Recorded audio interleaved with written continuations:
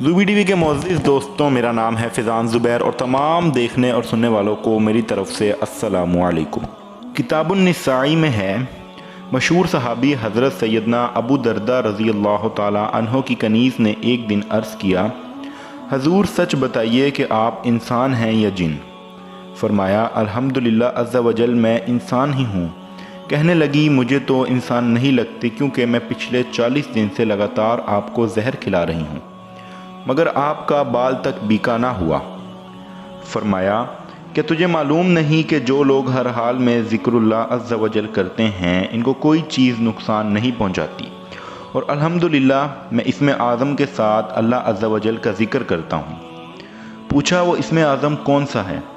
فرمایا، ترجمہ، اللہ عز وجل کے نام سے شروع کرتا ہوں جس کے نام کی برکت سے زمین و آسمان کی کوئی چیز نقصان نہیں پہنچا سکتی، اور وہی سننے اور جاننے والا ہے۔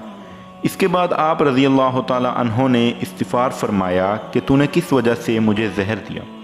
عرض کیا، مجھے آپ سے بغض تھا۔ یہ جواب سنتے ہی آپ رضی اللہ تعالی عنہ نے فرمایا، اللہ عز وجل کے لیے میں تجھے آزاد کرتا ہوں، اور تو نے میرے ساتھ جو کچھ کیا میں تجھے اس کے لیے بھی معاف کرتا ہوں۔ صحابہ کرام کی عظمتوں کے کیا کہنے۔